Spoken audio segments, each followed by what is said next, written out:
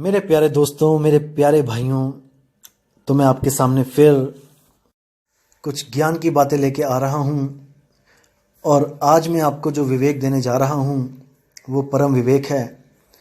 आप उस विवेक के सहारे सत्य और असत्य का जो निर्णय है बहुत ही अच्छी तरह कर सकोगे, अगर आप विचारशील हो तो, अगर आप सच में विवेकी हो तो। क्योंकि जो विवेकी होता है वो केवल एक सैन की ज़रूरत होती है उसको। वो कोई मूर्ख नहीं होता है कि उसको 100 बार समझाया जाए। जो विवेकी होता है वो सत्य और असत्य को एक ही बार में परख लेता है कि असल में सत्य और असत्य क्या है। बस एक इशारे की ही कमी होती है विवेकी की ज़िंदगी में। वो इशारा मिला नहीं और उसका विवेक जागा नहीं, उसी वक्त जाग जाता है। तो दोस्तों, आज बात करेंगे सतगुरु कबीर साहब की देह के ऊपर और उनके विदेह स्वरूप के ऊपर। क्योंकि लोगों में बहुत ज़्यादा भ्रम आ चुका है कि कबीर साहब भी कोई शरीर है, वो भी किसी लोक में कोई नूरी तत्व का शरीर है जो अरबों खरबों युगों तक कायम रहता है और उसके बाद वो भी नष्ट हो जाता है। कुछ भ्रमणा लोगों ने, अज्ञानियों ने फैला दी है। लोगों के मनों में ये बात बैठ गई है और बड़ा अच्छा घर कर गई है ये कि कबीर साहब भी कोई ऐसा शरीर है जैसा जो लाखों करोड़ों साल रहता है, अरबों साल रहता है सतलोक में, उसके बाद वो भी नष्ट हो जाता है। तो दोस्तों, मैं आपसे एक बात पूछना चाहूँगा कि जो नूरी तत्व का जो कबीर साहब का जो शरीर बताया गया है आप लोग को, उसकी बहुत बहुत बहुत ज़्यादा उम्र है। मैं मान गया, आपने बोला, मैं मान गया, ठीक है। मुझे इतना बताया जाए केवल कि जब वो शरीर यहाँ पे आएगा तो क्या उस शरीर के गुण बदल जाएंगे? जैसे सोना आपके घर में पड़ा है, वो सोना 24 कैरेट का है। आपके पास 24 कैरेट के सोने के बिस्कुट है, मान के चलो एक बिस्कुट है। आप वो 24 कैरेट का बिस्कुट कहीं भी ले जाओ, आप चाहे अपने देश में ले जाओ, चाहे आप अमेरिका में ले जाओ, चाहे जापान में ले जाओ, क्या वो देश के हिसाब से उसके गुण बदल जाएंगे? क्या वो 24 कैरेट से 22 कैरेट रह जाएगा या 20 कैरेट हो जाएगा? आप विवेक लगाओ, विचार करो, ऐसा कभी नहीं होगा। तो जब वही नूरी तत्व जो बोला गया, प्रकाश पुंज का जो तत्व कबीर साहब का बोला गया कि शरीर है, वो सतलोक में अरबों खरबों साल तक जीवित रहता है, उसके बाद वो खत्म हो जाता है। तो वो तत्व यहाँ 3 लोक में आने के बाद 120 साल में कैसे बूढ़ा हो गया? कैसे बाल सफ़ेद हो गए? कैसे बुजुर्ग हो गए? ये इसका जवाब आपको नहीं दिया जाएगा। आप पूछोगे भी तो आपको कोई नहीं बताएगा, क्योंकि इसका कोई जवाब नहीं होगा उनके पास। इसलिए दोस्तों, आपने खुद विवेक करना है, क्योंकि आप इतने भी मूर्ख नहीं हो कि हर बात आप किसी से पूछो। आपको परमात्मा ने बुद्धि दी है, आप भी तो कोई किसी काम लगाओ उस बुद्धि को। नहीं तो जानवर देख लो, जानवर बिना बुद्धि के घूम रहे हैं। भाई, आप जानवर तो नहीं हो ना, आप तो इंसान कैटेगरी में हो। आपको विवेक दिया है, बुद्धि दी है, इसीलिए दी है ताकि आप सत्य असत्य का निर्णय करो। इसलिए नहीं दी है कि आप छोटी छोटी बात भी किसी से पूछ के करो, क्योंकि अगर छोटी सी बातें भी अगर किसी से पूछ के करोगे तो आप उसके गुलाम हो गए, आप गुलामी में चले गए। आप अपनी बुद्धि को साइड में रख दिया है और दूसरे की बुद्धि से काम कर रहे हैं। अब दूसरे की बुद्धि जैसे आपको चाहेगी वैसे न चाहेगी। इसलिए दोस्तों, अपनी बुद्धि पे विश्वास करो। परमात्मा ने आपको भी वो दात बख्शी है जो बाकियों को बख्शी है, क्योंकि वो कभी किसी के साथ भेदभाव नहीं करता। वो कभी किसी के साथ भेदभाव नहीं करता, लेकिन आपने कैसे बुद्धि को यूज करना है ये आपने देखना है। कितना विवेक आप जगा सकते हो ये आपने देखना है। मेरा काम है आपको विवेक देना और आपका काम है मेरे विवेक पे अपना विवेक लगाना। बस यही 2 काम है। मैं आपको विवेक दूंगा और आप मेरे विवेक पर अपना विवेक लगा के ये जानोगे कि सत्य क्या है और असत्य क्या है। बस इतना भी अगर आपने काम कर लिया तो वो सत्य आपसे दूर नहीं है। हाँ, ये सच है दोस्तों कि हमारे देश की ये विडंबना है कि हमारे देश में ऐसे ऐसे गुरु घंटाल आ गए हैं जिन्होंने भक्ति को मस्ती बना के रख दिया है। जो आपको तो बड़ी बड़ी बातें करेंगे, माया से दूर रहो, काम क्रोध से दूर रहो, और खुद उसमें लिप्त रहेंगे।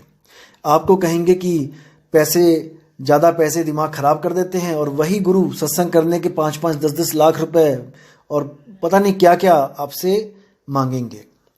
तो दोस्तों, ये सच में एक विडंबना है। इस प्रथा को हमने ख़त्म करना है, लेकिन 5 उंगलियां एक सी नहीं होती हैं दोस्तों।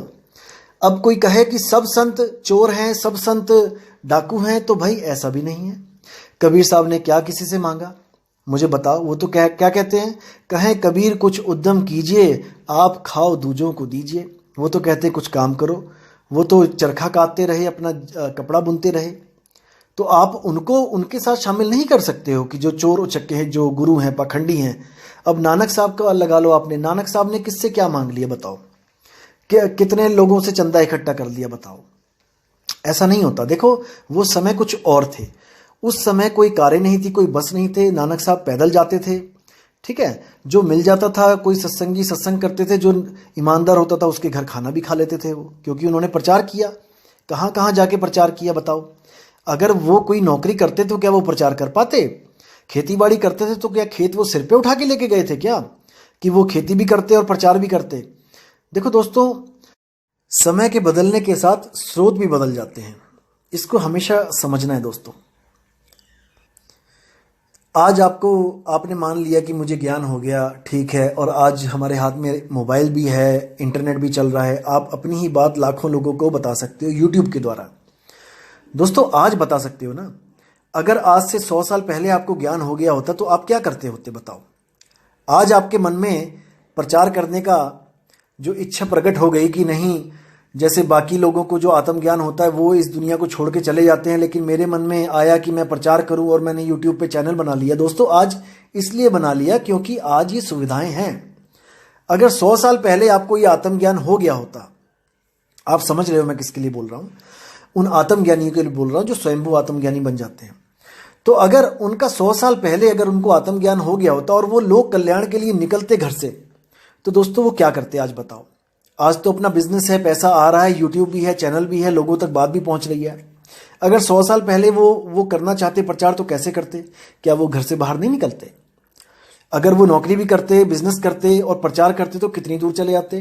रोज उनको घर वापस आना पड़ता शाम को, क्योंकि सुबह उन्होंने दफ्तर भी जाना है।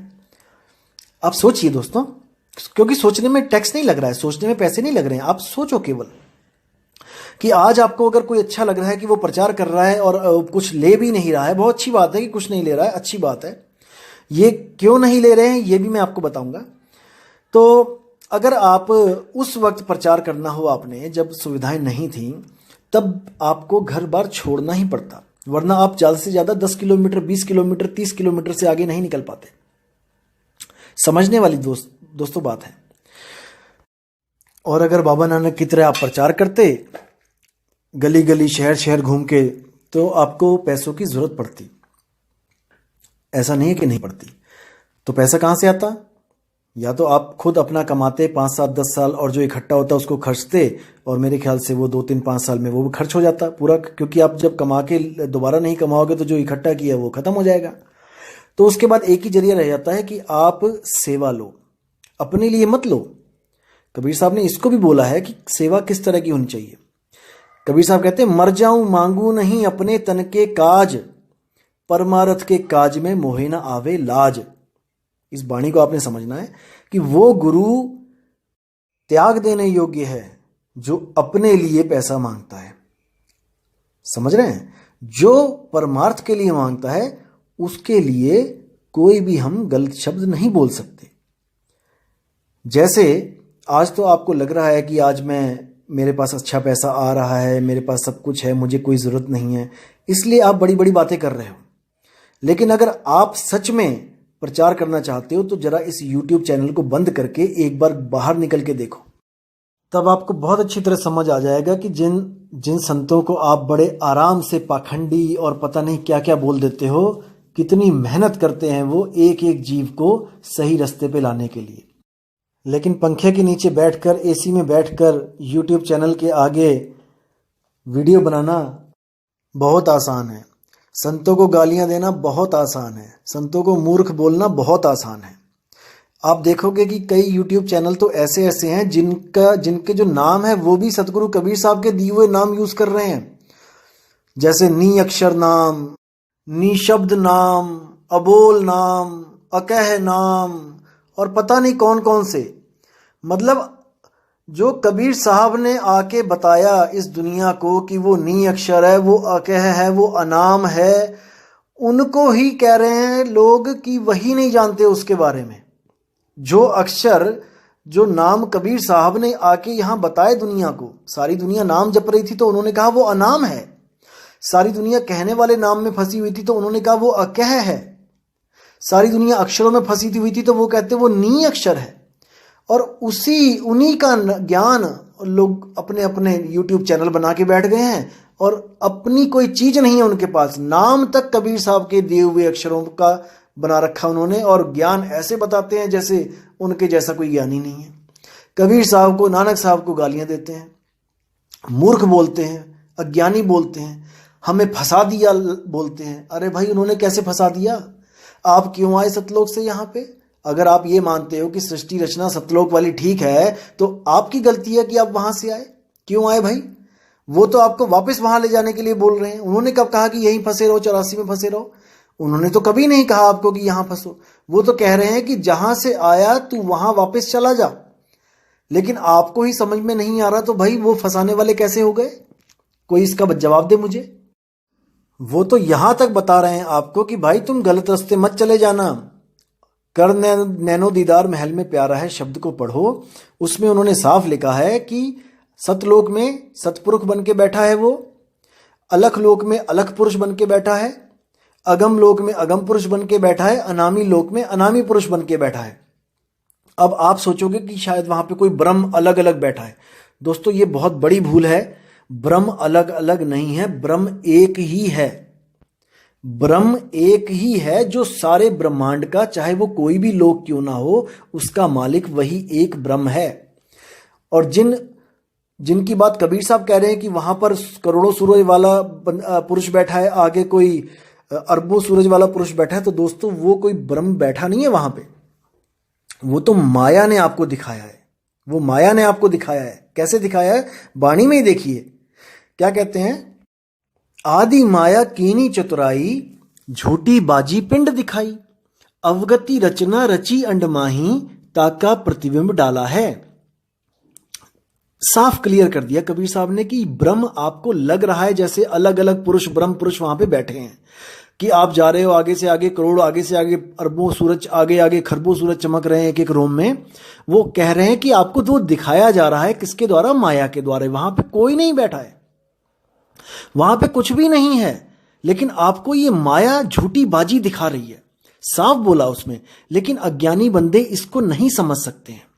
वो आपको ये घोषित कर देंगे कि हर लोक में एक नया पुरुष बैठा है। बताओ, अरे इतने पुरुष कहां से आ गए? कौन है ये पुरुष? 4-5 पुरुषों के नाम तो आपको कबीर साहब की वाणी से बता देंगे कि अलग पुरुष वहां बैठा है, अकह पुरुष वहां बैठा है, अगम पुरुष वहां बैठा है, और सतपुरुष वहां बैठा है, अनामी पुरुष वहां बैठा है। और आपको कहेंगे कि अनंतों पुरुष हैं। अरे तुम नाम तो बताओ, 100 नाम बता दो पुरुषों के।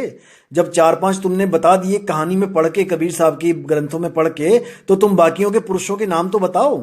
अगर तुम इतने बड़े अंतर्ज्ञानी हो गए कि तुम्हें अनंत लोग दिखाई दे रहे हैं, तो पुरुषों के नाम तो बता दो, 10 के ही बता दो।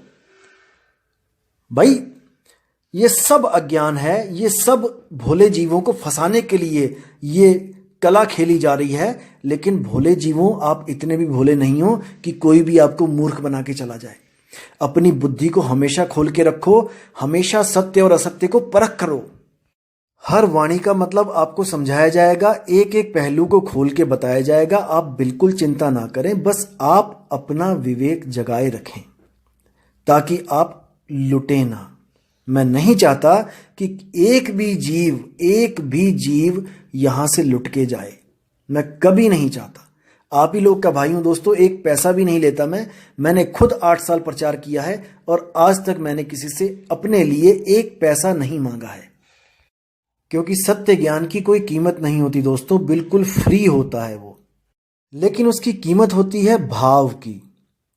ये भाव बहुत जरूरी होता है दोस्तों, क्योंकि बिना भाव के आप समझ लो कि आप किसी को लूट रहे हो, आप किसी को धोखा दे रहे हो।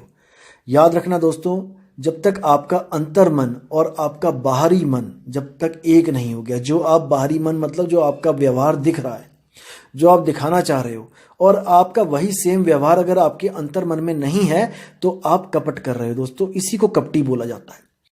ऐसे ही लोगों को नाम देने के लिए धर्मदास को कबीर साहब ने रोका।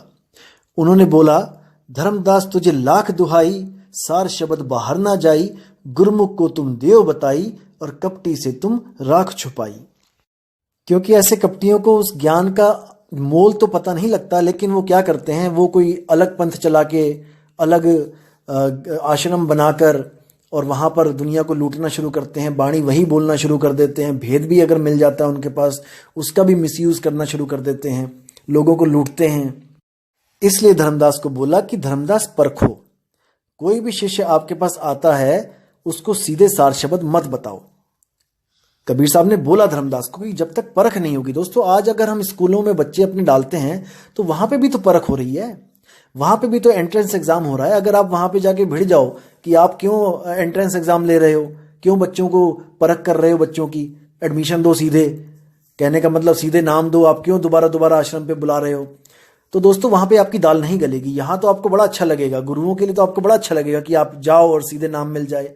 आप अगर स्कूल खोल लो, अपने ऊपर लेके देखो, आपने कोई स्कूल खोल लिया और आपके स्कूल में एक से एक नालायक बच्चे आपके स्कूल में आ जाएं और आप वो सब फेल होंगे तो आपके स्कूल की रेपुटेशन खराब होगी, आप कभी नहीं चाहोगे। इसीलिए आप एंट्रेंस एग्जाम को प्रमोट करोगे, आप उसको सही ठहराओगे, क्योंकि आपके ऊपर बनाई ना। अब दूसरों का जो है वो तो आसान होता है, दूसरों के ऊपर उंगली उठाना, जब अपने ऊपर उठती है तो वो मुश्किल होता है।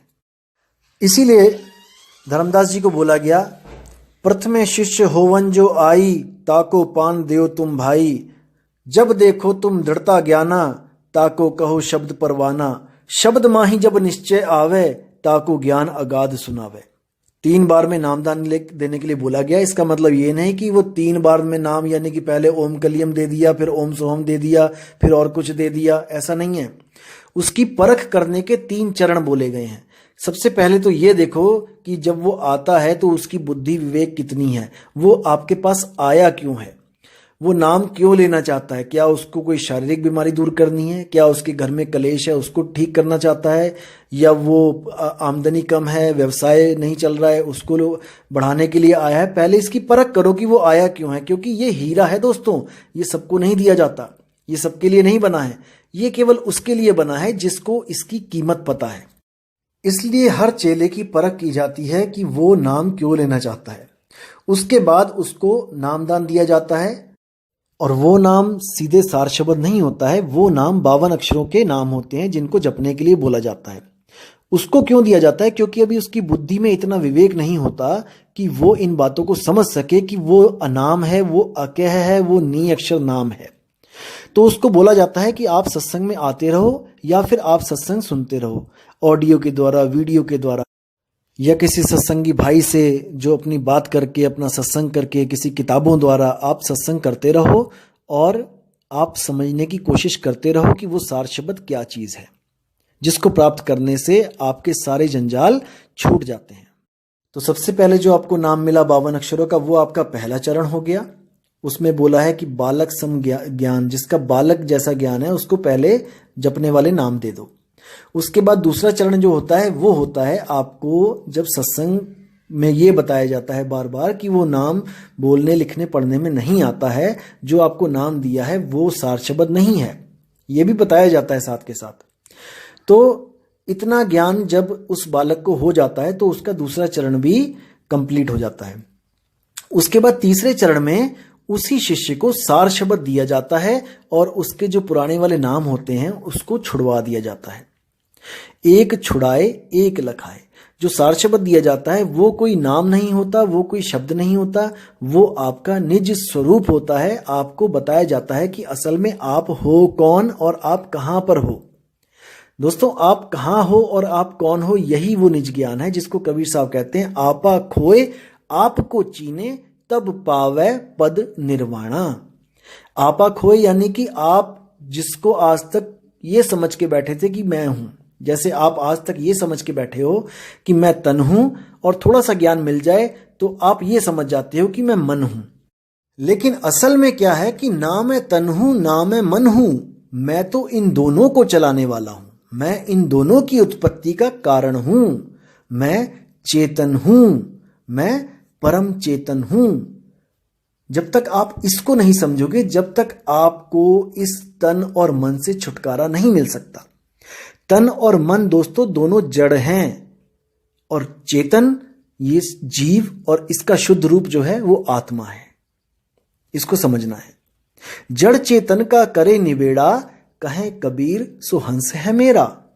जब जड़ तन और जड़ मन को जब हम अलग कर देंगे तो जो बचेगा वो मैं हूं, वही मैं जीव हूं। और उसी जीव के शुद्ध स्वरूप को चेतना, आत्मा, परमात्मा कहते हैं। तो दोस्तों, इसी के साथ मैं ये सत्संग यही समाप्त करता हूं और बहुत जल्दी आपके पास एक नई ऑडियो के साथ आऊंगा और आपके विवेक को जागृत करूंगा। तब तक के लिए दोस्तों आज्ञा दें। जय गुरु बंदी छोड़ कबीर साहिब, जय हो मदन साहिब की, जय जय सतगुरु वैराग साहिब जी की, सभी संतों की जय हो। साहिब बंदगी सतनाम। मेरे प्यारे दोस्तों, मेरे